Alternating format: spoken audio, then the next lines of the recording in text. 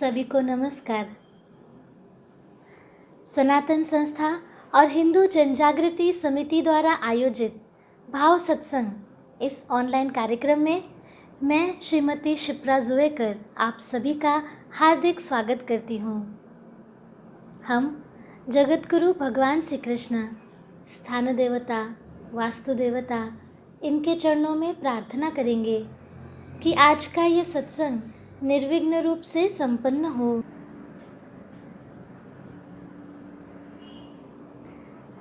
भगवान श्री गणेश जी इस सत्संग में उपस्थित ही हैं, ऐसा भाव रखकर हम उनके चरणों में श्लोक वंदन करेंगे। वक्रतुंड महाकाय सूर्यकोटि समप्रभ निर्विघ्नं कुरु मे देव सर्वकार्येषु सर्वदा।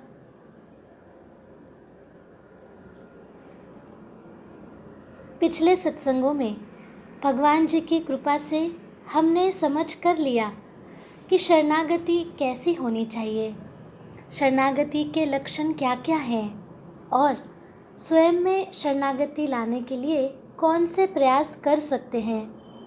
साथ ही स्वयं में शरणागत भाव लाने के लिए हमारे स्वभाव दोषों और अहम का निर्मूलन होना बहुत आवश्यक है। अतः ये लक्षण हमें कैसे दूर करने हैं, तो हमें अपने परिवार के सदस्यों की सहायता लेनी है, उन्हें बताना है, अहम कम करने के लिए उनकी मदद लेनी है। और साथ ही हमें भगवान ने बताया था कि दोषों और अहम के कम से कम 5 ऐसे लक्षण हम प्रतिदिन रात में लिखकर ही सोएं। आशा है आप सभी ने ये प्रयास आचरण में लाने आरंभ किए होंगे। आज हम समझ कर लेंगे कि ईश्वर के प्रति भाव बढ़ाने के लिए समर्पण भाव हम स्वयं में कैसे लाएं। आइए इस सत्संग के माध्यम से स्वयं को ईश्वर के चरणों में समर्पित करने की अनुभूति हम लेंगे।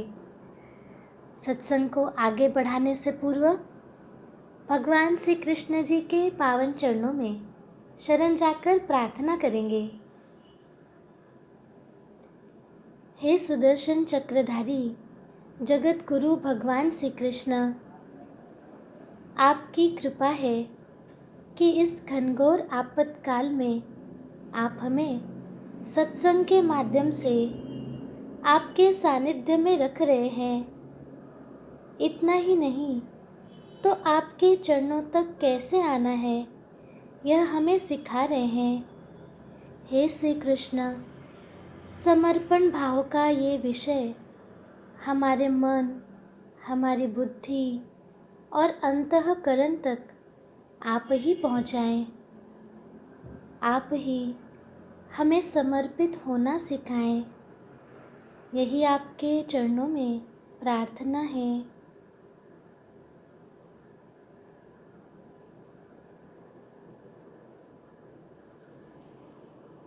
अब हम भगवान श्री कृष्ण जी के चरणों में श्लोक वंदन करेंगे। कृष्णाय वासुदेवाय हरये परमात्मने प्रणतः क्लेशनाशाय गोविन्दाय नमो नमः। वसुदेवसुतं देवं कंसचाणूरमर्दनं देवकी परमानन्दं कृष्णं वन्दे जगद्गुरुम्।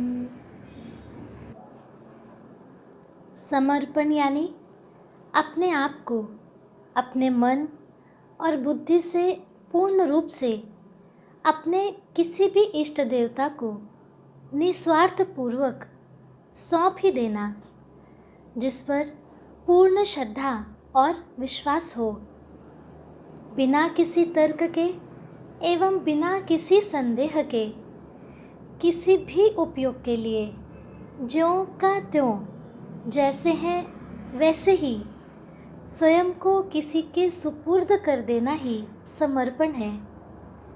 समर्पण में संदेह, तर्क, इसके लिए तो कोई स्थान ही नहीं रहता।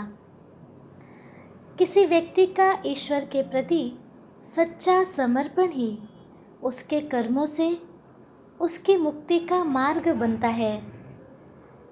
जैसे कि यदि समर्पण होगा तो ही उस व्यक्ति के कर्म सच्चे मन से हो पाएंगे। यदि किसी भी कार्य में हम समर्पण का भाव रखें तो वो कार्य निश्चित रूप से सफल होता है। और यदि साधना में हम समर्पण का भाव रखें तो हमारे लिए तो मुक्ति के द्वार ही भगवान खोल देते हैं।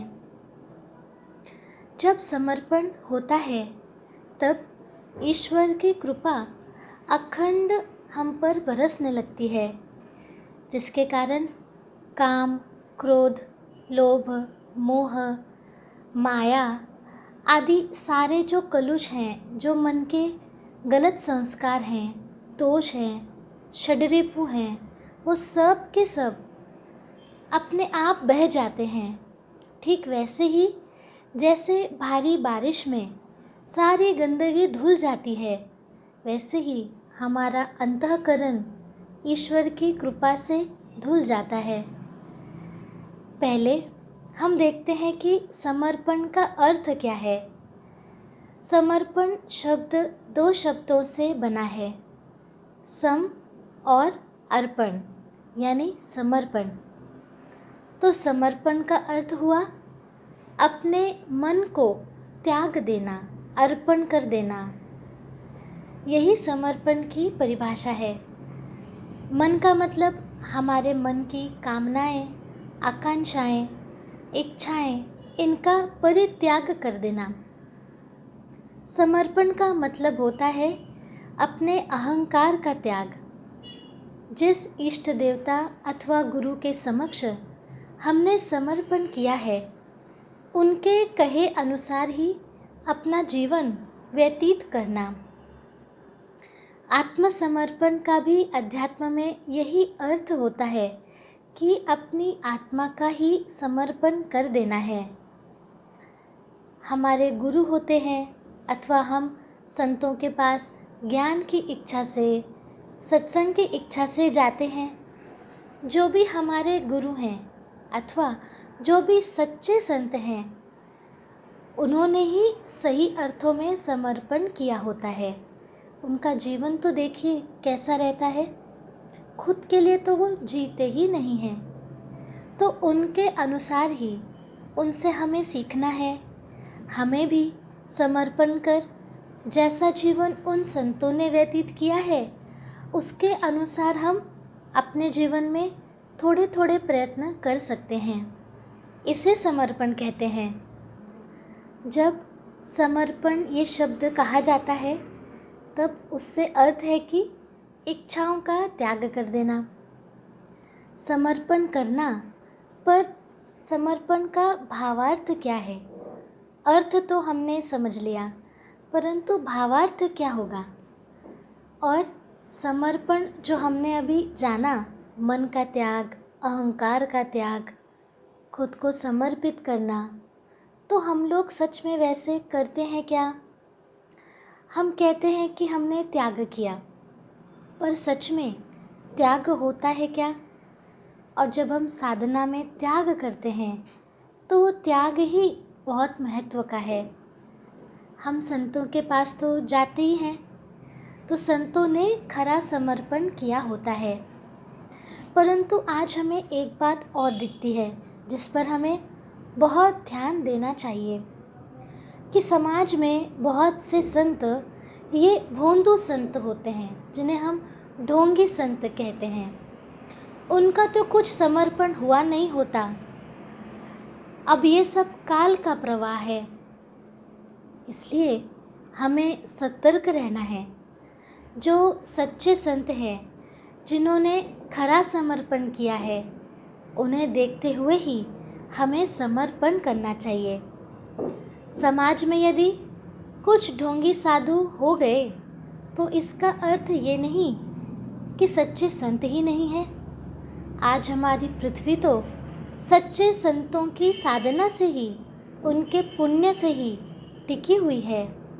इसलिए ऐसे सच्चे संतों का अनुकरण हमें करना है और उनके प्रति समर्पण करना है, अथवा अपने इष्ट देवता हैं उनके प्रति करना है।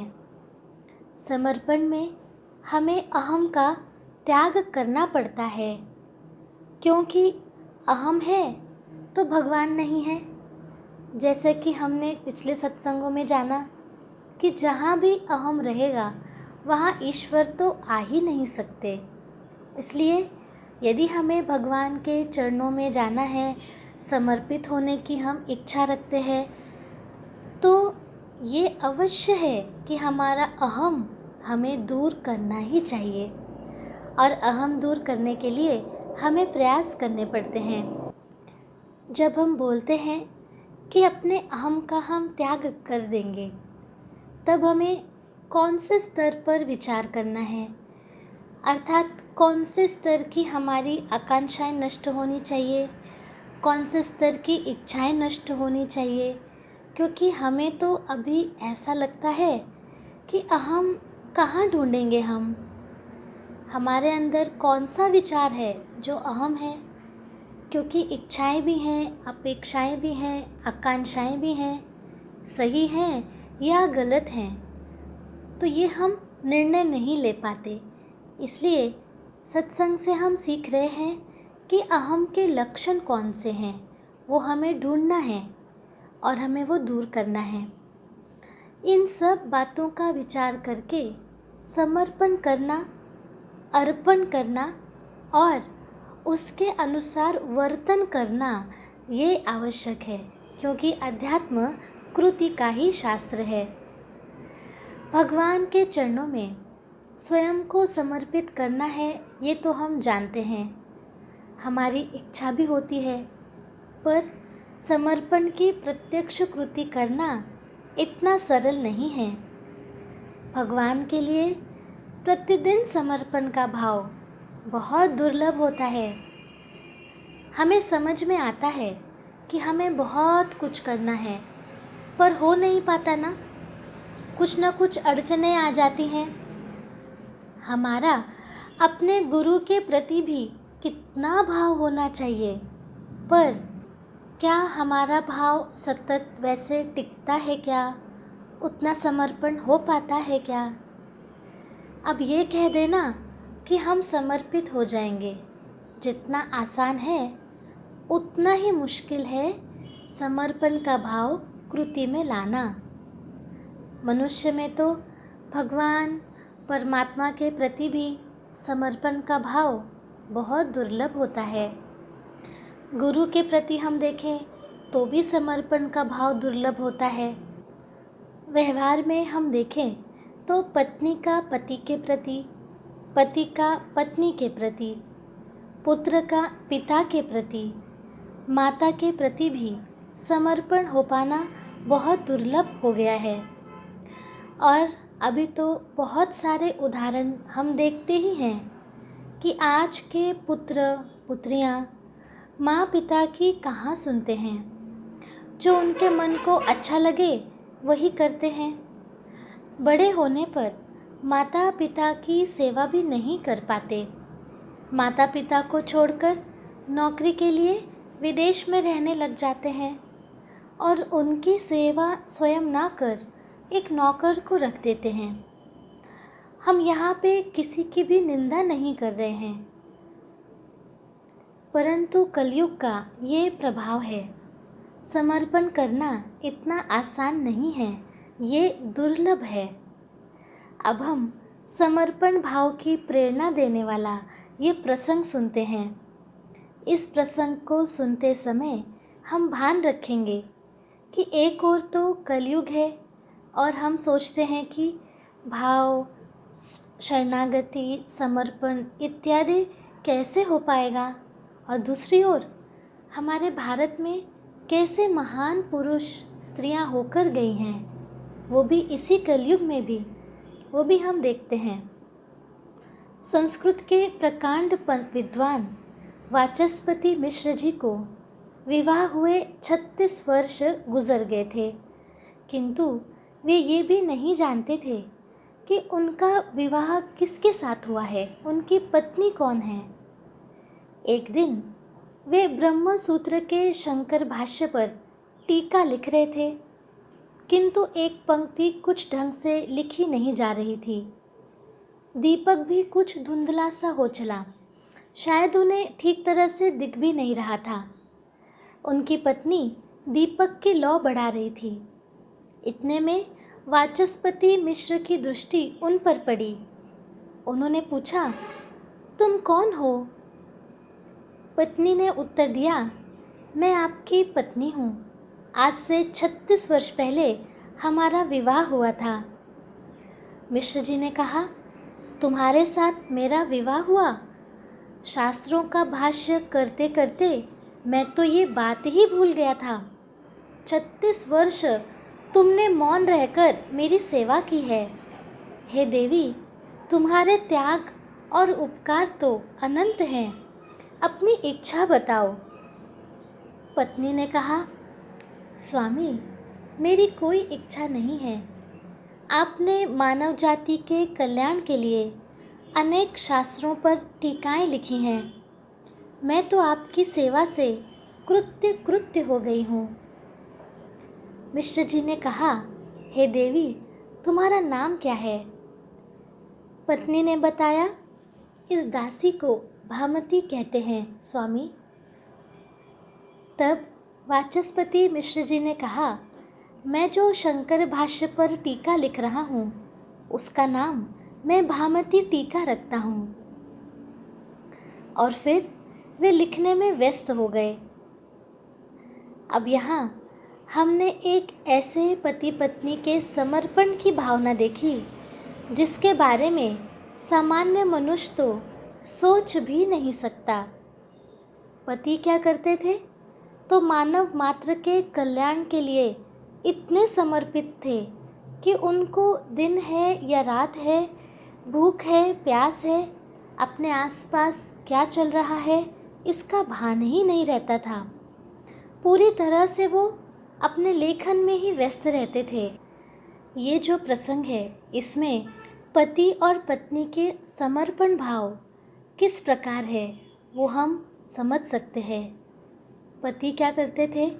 तो मानव मात्र के कल्याण के लिए इतने समर्पित थे कि उन्हें दिन है या रात है, भूख प्यास, अपने आसपास क्या चल रहा है, उसका भान ही नहीं था। इतनी एकाग्रता से वे ये कार्य कर रहे थे। और जो उनकी पत्नी है, वे उनके कर्तव्य से अभिभूत होकर, उनके कर्तव्य में मग्न होकर, युवा सुख भूलकर पति की सेवा में लगी रही। वो भी 1-2 साल नहीं, पूरे 36 वर्ष बिना किसी अपेक्षा के वे ये सेवा करती रहीं। यहाँ कोई ये कह सकता है कि ये कौन से युग की कथा है, ये कौन से युग का प्रसंग है, परंतु ये तो अभी कलयुग का ही प्रसंग है। और आज की महिलाएं कैसी हैं?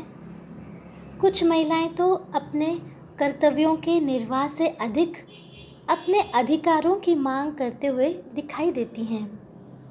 अब इस प्रसंग में समर्पण का भाव तो बहुत ही उच्च कोटि का है। शायद हमें वो अच्छे से समझ में भी नहीं आ पाएगा, परंतु हम अपने जीवन के छोटे छोटे प्रसंगों में समर्पण करना सीख सकते हैं। जैसे एक दूसरे से अपेक्षा ना रखना, सामने वाले को महत्व देना, उसके मत विचारों को महत्व देना, सामने वाले को समझ कर लेना, छोटे छोटे प्रसंगों में समझौता करना और एक दूसरे के लिए त्याग करना। अब हम देखते हैं कि हमारे जीवन में समर्पित भाव का, समर्पण का महत्व क्या है। समर्पित भाव ही शरणागत भाव का प्रथम सोपान है। समर्पित भाव में भगवान के चरणों में मन और बुद्धि का समर्पण आरंभ हो जाता है, जबकि शरणागत भाव में मन और बुद्धि का भगवान के चरणों में संपूर्ण समर्पण हो जाने के कारण उनका पूरी तरह से विलय हो चुका होता है, उनका लय हो चुका होता है। प्रायः मनुष्य सत्य की खोज में भागते रहता है, परंतु हमें पता ही नहीं चलता कि सत्य आखिर है क्या, उस तक कैसे पहुँचे। यह भ्रम ही रहता है कि हमारा जो लक्ष्य है वही सत्य है, परंतु भगवान कोई लक्ष्य नहीं है, कोई निष्कर्ष नहीं है, अपितु परमात्मा ही, भगवान ही सत्य हैं। शरीर में स्थित मन रूपी मंदिर को साधन बनाकर भगवान की ओर हमें चलना होता है, केंद्र तक पहुंचना पड़ता है, क्योंकि सत्य तो हमारे भीतर ही है। भगवान तक पहुंचने की इस यात्रा के लिए हमें स्वयं पात्र बनना पड़ेगा। पात्रता कैसे आएगी? तो समर्पण से आएगी। अपने भीतर समर्पण को हमें जागृत करना होगा। केवल पैर छूने से या फिर बाहरी रूप से अच्छे अच्छे शब्द कहने से समर्पण नहीं होता। जैसे कि नदी की धारा में कोई तिनका डाल दें तो वो धारा के साथ बहता जाता है बिना संघर्ष किए। उसी प्रकार हमें भी समर्पण में बहते चले जाना है, आनंद के साथ, बिना कोई शंका मन में लिए। इस बात को समझने के लिए अब हम एक शिष्य की कहानी सुनते हैं। एक शिष्य, उसका नाम था मिलारेप्पा। वो अपने गुरु के पास गए और उनसे कहा, आपके समीप रहकर, आपके चरणों के निकट रहकर आश्रम में ही मैं साधना करना चाहता हूँ। उनके गुरु ने उन्हें आश्रम में रख लिया। उसने गुरु के चरणों में अपने आप को पूरी तरह से समर्पित कर दिया।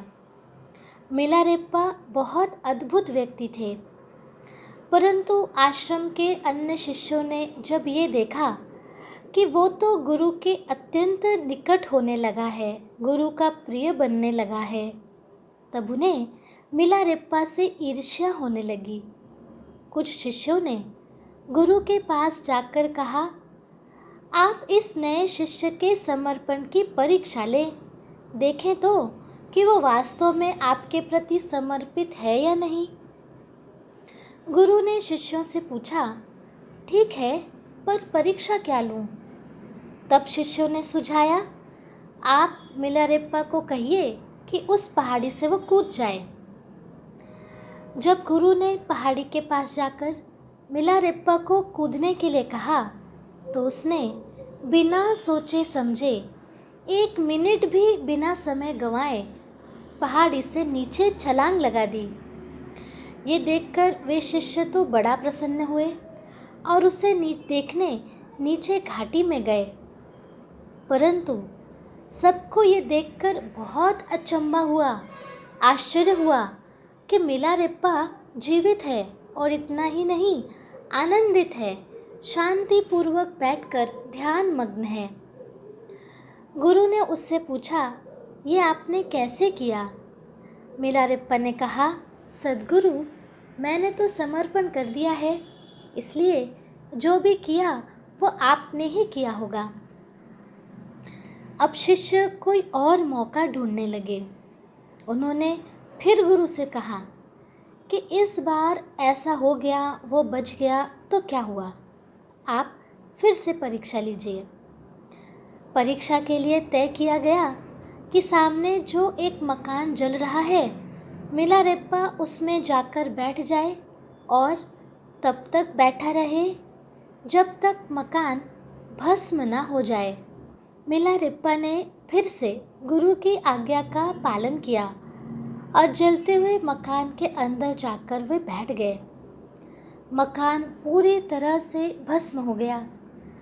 अब सबने मकान के उधर जाकर देखा तो क्या पाया कि राख के ढेर के अंदर मिलारेप्पा दबा हुआ है, परंतु जीवित है और आनंद से नाम जप में, गुरु के ध्यान में व्यस्त है।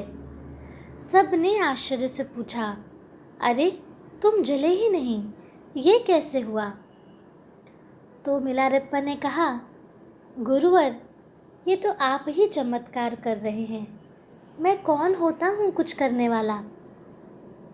मिलारेप्पा अपनी प्रसन्नता में ही खोए थे, परंतु अन्य शिष्यों ने इस घटना को संयोग कहा और गुरु से कहा कि आप पुनः परीक्षा लीजिए।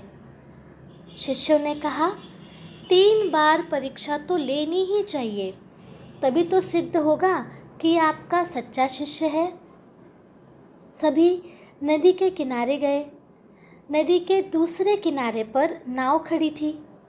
तो गुरु ने मिलारेप्पा से कहा कि वो जो दूसरे किनारे पर नाव और एक मल्लाह खड़ा है, उसको बुलाकर ले आओ।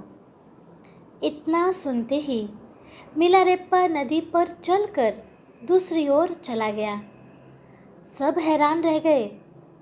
गुरु के प्रश्न करने पर उसने कहा, गुरुवर, मैंने तो कुछ नहीं किया, सब आपने ही किया है।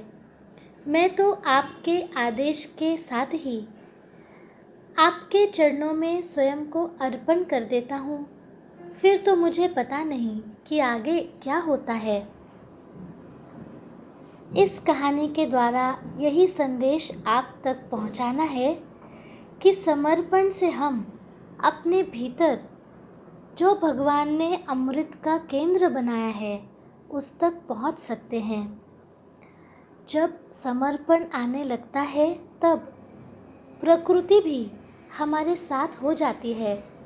श्रद्धा से हमारा मन भर जाता है। हमारे जीवन में असंभव बातें सहज होने लगती हैं, चमत्कार होने लगते हैं।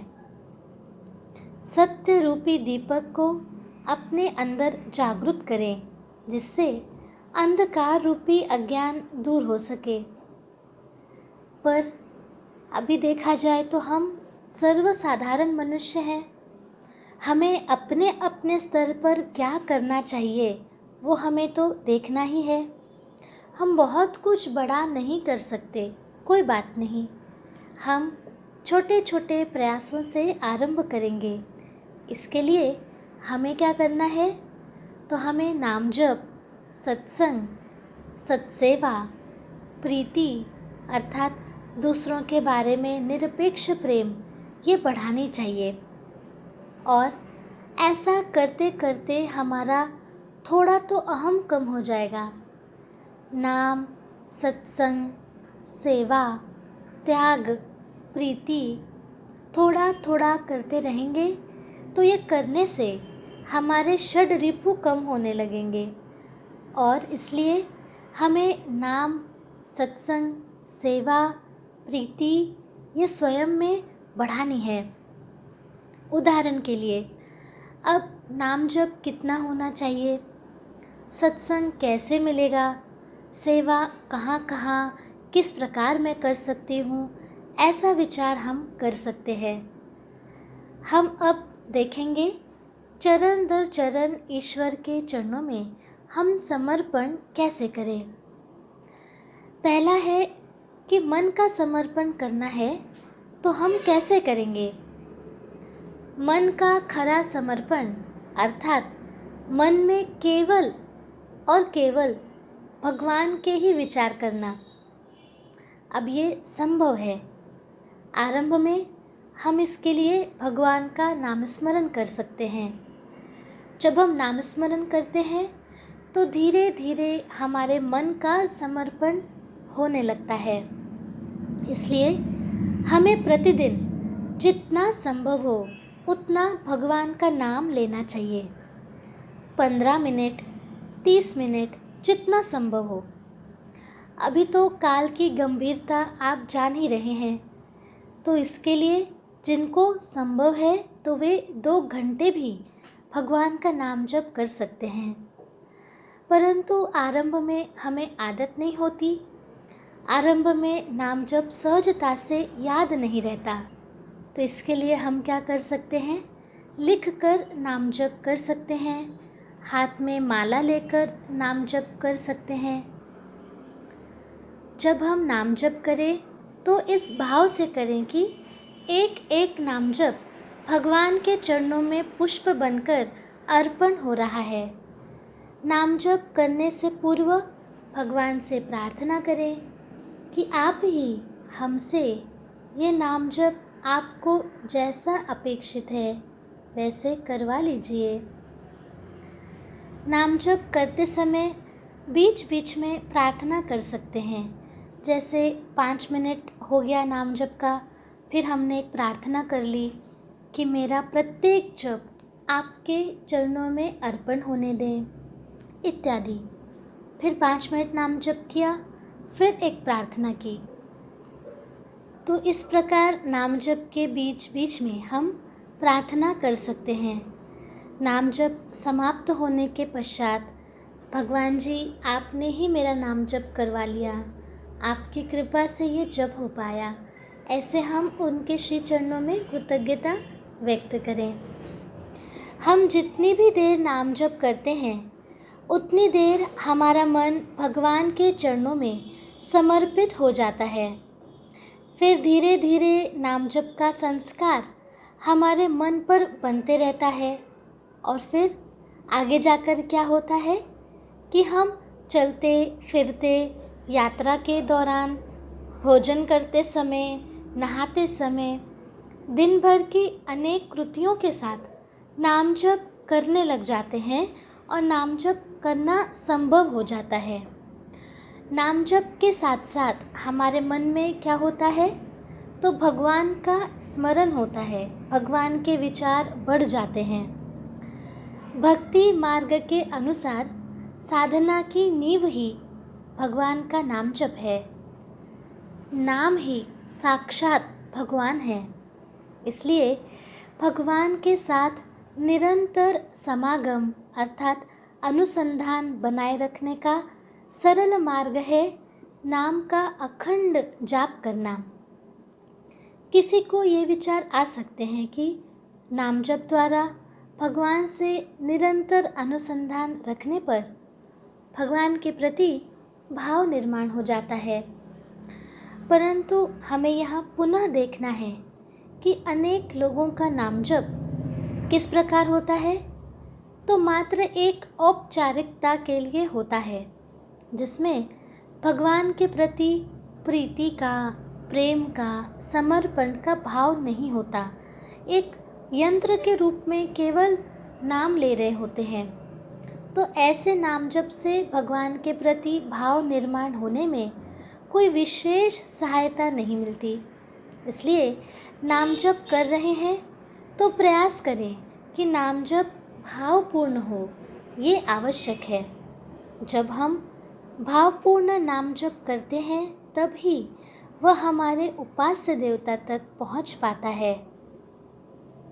भावपूर्ण नाम जप करने के लिए अब हम क्या प्रयास करें, ये प्रश्न भी आपके मन में आ सकता है। तो उसका उत्तर है कि भावपूर्ण नाम जप करने के लिए हम सबसे प्रभावी शस्त्र प्रार्थना करें, भगवान से प्रार्थना करें, गुरु से प्रार्थना करें। देखिए कि जैसे हम किसी से प्रेम करते हैं या हमें जो बहुत अच्छा लगता है, हमें जो भाता है, उस व्यक्ति का ही हमें बार बार स्मरण हो जाता है। इस स्मरण के लिए कुछ विशेष प्रयास हमें करने पड़ते हैं क्या? तो नहीं, अपने आप ही वो याद आने लगती है, कोई विशेष प्रयास करने ही नहीं पड़ते। उदाहरण के लिए देखें तो जैसे किसी प्रेमी को अपनी प्रेमिका का, उसका स्मरण होता है, माता को अपने बालक का स्मरण हो जाता है, उसी प्रकार भगवान के प्रति हमें भी प्रेम रखना चाहिए। भगवान के प्रति प्रेम दृढ़ हो जाए तो उनके नाम का स्मरण सहज ही हमें होने लगता है और उनका नाम जपने में जो आनंद है उसका अनुभव होता है। आगे चलकर नाम जपना सहज प्रवृत्ति ही बन जाता है। कहा भी गया है, अमृता हुनी गोड़ नाम तुझे देवा, यानी अमृत से भी अधिक मधुर ईश्वर का नाम है। पर ये मधुरता हमें तभी मिलती है जब हम प्रेम पूर्वक भगवान का नाम लेते हैं। देवता का रूप निरंतर अपने सामने रहे तो उनके प्रति प्रेम निर्माण होने में अधिक सहायता होती है। इसलिए संभवतः नाम जप करते समय अपने सामने देवता का चित्र रखें। वातावरण को अधिक सात्विक बनाने के लिए देवता के नाम जप लिखी हुई पट्टियाँ वो भी हम घर में लगा सकते हैं।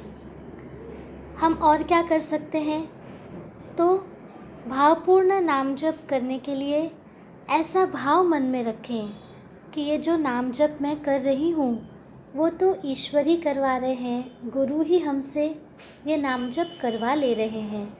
ऐसे हम विचार भाव रख सकते हैं। अब हम इसका उदाहरण देखेंगे। गोवा में धाम से आश्रम में एक श्रीमती गरुड़ जी हैं, वो सेवा कर रही थी। तो उनको लगातार 2-3 महीने रात के 2 बजे तक नींद ही नहीं आती थी। उन्होंने उस स्थिति में ईश्वर के प्रति कृतज्ञता व्यक्त की। उन्होंने विचार किया, मुझसे नाम जप अधिक से अधिक हो पाए, इसके लिए भगवान मुझे रात भर जगा कर रखते हैं। अब यहाँ साधिका का समर्पण भाव है, इसलिए उन्हें जो नींद नहीं आ रही है तो उसका कष्ट भी उन्हें नहीं लगता। वे तो सकारात्मक हैं। उन्होंने भाव रखा है कि ये जो प्रसंग हो रहा है वो इसलिए कि मैं अधिक से अधिक नाम जप कर सकूं। अब हम ऐसी ही भाव वाली एक साधिका का अनुभव सुनेंगे, जिन्हें लगता था कि गुरु हमारी भलाई के लिए ही हमसे नाम जप करवा लेते हैं। सनातन की साधिका कुमारी महानंदा पाटिल जी का नाम जप के संदर्भ में एक अनुभव अब हम सुनते हैं। मार्च सन 1998 में रात को सोने से पूर्व परम पूज्य डॉक्टर जी का स्मरण कर मैं हाथ जोड़कर नमस्कार कर रही थी। मन में तीव्र विचार आया कि परम पूज्य डॉक्टर जी ईश्वर हैं और मेरे अष्ट सात्विक भाव जागृत हो गए। मैं अपनी जपमाला हाथ में लिए परम पूज्य डॉक्टर जी से यह कहकर सो गई कि अपने भक्त साधक शिष्य की आध्यात्मिक उन्नति के लिए आप नाम जप करवाते हैं। नाम जप तो आप स्वयं करते हैं। प्रातःकाल 5 बजे जागने पर भान हुआ कि रात भर माला जपने की प्रक्रिया मेरी शुरू ही थी। यहाँ पर कुमारी महानंदा का गुरु के प्रति जो समर्पण भाव है उसके कारण उन्हें अनुभूति आई और रात भर उनका नाम जप ही शुरू रहा। और एक अनुभूति देखते हैं जिससे हमें ये ज्ञात होने में सहायता होगी कि नाम जप भावपूर्ण करने के प्रयास करने पर हमारा समर्पण भाव बढ़ता है। श्री राजेश गांवकर जी को उनके भाव के कारण अंदर से आई हुई एक अनुभूति सुनते हैं।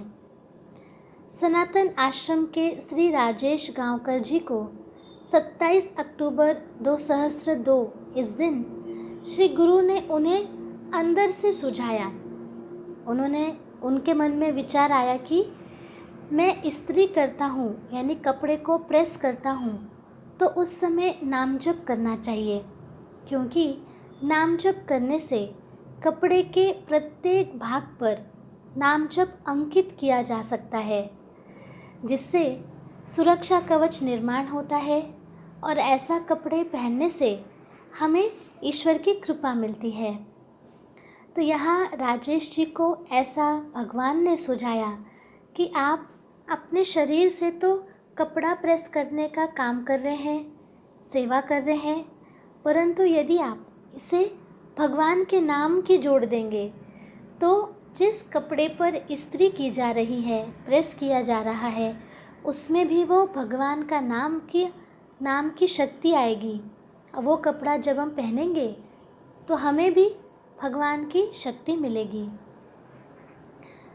उसी के साथ साथ नाम जप का चैतन्य भी उन्हें मिलेगा। यदि आप जपमाला अथवा नाम जप के अन्य साधनों का प्रयोग करते हैं, जैसे काउंटर हो सकता है, जपमाला है, तो ये जो साधन हैं वो भी स्वयं भगवान हैं, ऐसा मानकर उन्हें वंदन करें और फिर उनकी सहायता से नाम जप करें। भावपूर्ण नाम जप होने के लिए नाम जप की ऑडियो कैसेट भी या ऑडियो भी आप लगाकर सुन सकते हैं। संतों के भजनों और साधना के विषय में जो उनके मार्गदर्शन हैं, तो उनके भी आप ऑडियो सुन सकते हैं। मन का समर्पण नाम जप से कैसे हो सकता है, यह जानने के लिए हम और एक अनुभूति देखेंगे। सनातन संस्था की साधिका डॉक्टर नंदिनी सामंत जी को भगवान के भावपूर्ण नाम जप में अवर्णनीय मिठास का अनुभव हुआ और नाम जपते हुए गुरु ईश्वर के अस्तित्व का भान हुआ। उन्होंने बताया कि 25 अक्टूबर सन 2002 से नाम जप में उन्हें गुणात्मक भिन्नता जान पड़ी। अर्थात पहले भी नाम जप में बड़ा आनंद आता था, मानो नाम जप की लत लगी हो, परंतु 25 अक्टूबर से नाम जप में ऐसा सूक्ष्म परिवर्तन जान पड़ा जो शब्दों में नहीं बता सकती। तो पहली बात तो ये है कि भगवान का नाम जप कर पाना ही अपने आप में भाग्य की बात है। अब बालक के न समझाने पर भी माता क्या करती है, बार बार उसका नाम बोल बोल कर रट रट कर उसे समझाती ही रहती है। उसी प्रकार केवल नाम जप से भी मुझे आनंद मिलता है, नाम बड़ा ही अनमोल लगता है। गुरुदेव का, ईश्वर का सानिध्य मेरे साथ है, इसका भान निरंतर रहता है। इससे एक और तो सुरक्षा कवच निर्माण होता है और आत्मविश्वास का भी भान होता है, तो दूसरी ओर अत्यंत नम्रता का अनुभव होता है। इस प्रकार नाम जप भावपूर्ण करने से हमारे मन का नाम जप के प्रति समर्पण होता है, तो हम में धीरे धीरे समर्पण भाव बढ़ने ही लगता है। आज के भाव सत्संग में हमने समर्पण भाव के विषय में जान लिया है। समर्पण भाव में हमें मन का समर्पण करना हो तो नाम जप से आरंभ करना चाहिए। नाम जप के लिए हम क्या प्रयास कर सकते हैं वो भी हमने देखा। समर्पण भाव की उच्च अवस्था क्या होती है वो भी हमने कथाओं के माध्यम से सीखा। तो वास्तव में साधना हो या व्यवहार हो, हर कहीं समर्पण भाव का अत्यंत महत्व है। तो अब हम इन सभी सूत्रों पर कृति करने का प्रयास करेंगे। साधना तो कृति का ही शास्त्र है। इसमें आपको कोई भी अड़चन हो, शंका हो, आप हमें अवश्य पूछिए। भाव जागृति के लिए ईश्वर हमें जो जो सिखा रहे हैं, हाथ पकड़कर आगे आगे ले जा रहे हैं, तो हम ईश्वर के ही चरणों में शरण जाकर कृतज्ञता व्यक्त कर प्रार्थना करेंगे। हे भगवान श्री कृष्ण, स्थान देवता, वास्तु देवता, आपकी ही कृपा से हमें आज समर्पण भाव के सूत्र सीखने मिले। हम सभी को तो आपके चरणों में समर्पित ही होना है। वो कैसे होना है वो आप हमें सिखा रहे हैं। हम आपके चरणों में कृतज्ञ हैं।